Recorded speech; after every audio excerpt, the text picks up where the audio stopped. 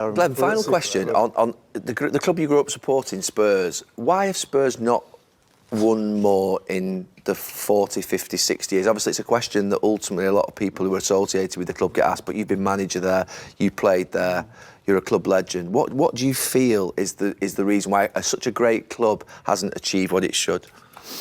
Very good question, of which I'm not going to be able to answer it 100%. But I think there is a tradition in that club, winning the double back in the 60s, and the way they played. Even before that, there was a push and run team that was put together, and I think that there's a split in the generations at the moment. There's still got the older generation that are living in them memories, and they want a certain style of play, and it's always been that way. If you didn't play attractive, attacking football, and let's face it, I think a lot of big clubs have that as well, but they've got a lot of players, and you see through the history, that players that you'd go and watch, players that would get you off your seat, players that, if they don't win, but I've gone and watched the best Jimmy Greaves or whoever. So you've got that type of style, and there's a generation that have lived through that, and they're going, well, we're happy with that. You've got a younger generation now that haven't seen us win anything for a long, long time. So there's a split in the camp, if you like. They want to go to school or college or university or their job, saying, you know, we've won trophies. You know, Arsenal and Chelsea in London have won them. We've had to be sitting here. So there's a split in the crowd. So I'm hoping that's going to help us in a way, because I think the demands have got to be more that you are successful as a club, and that means winning trophies. Can I put my finger on whatever? I don't know. To do is to dare is the club motto. Perhaps that's not really what it should be. They don't live to it. To do is to dare. What does that mean? It's, you know, it's not like, it doesn't tell me that you're saying we've got to control and win trophies and we've got to be the very best, or it's something there in I do believe that, you know, I think the club have lost their way a little bit on football side. I think everyone talks about the stadium and the training ground. They don't win trophies. Stadiums, I've never seen a stadium win a trophy.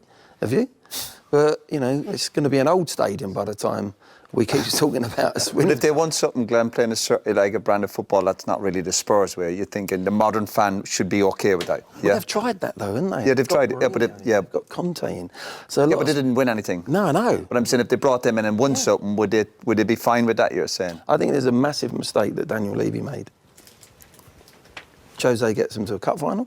Beat a League Cup final. That was the first he won at Chelsea. Yeah. It's a stepping stone. He sacked him. He sacked him on the Monday. Now that don't make sense to me, and it never will. No.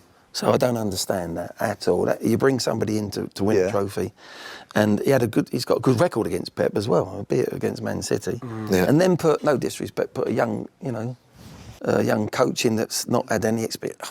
I mean that just whoa. Yeah, but would he be thinking if Spurs had won at that time, that Mourinho then would have a bit more power? He's got a trophy under his belt, or even though the style of football wasn't what they wanted. Yeah, but that's he brought him in for a trophy. Yeah. You don't give him, you know, holding him the sweets then and then take it away. You're not having them sweets. Yeah. That's what they wanted, and it would have been a stepping stone. Right. And who knows, you know, if he'd have stayed, there might have been another trophy. And then there's but I don't think the attitude has been the football comes first. He would have sacked himself, wouldn't he? Let's be fair, after 6 years.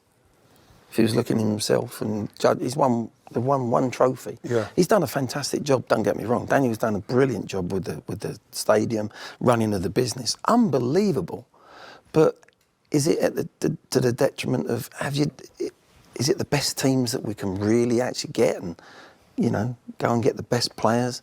Everyone wants to play in that stadium. There's a lot of good things about Tottenham to go as a player to go and join Spurs.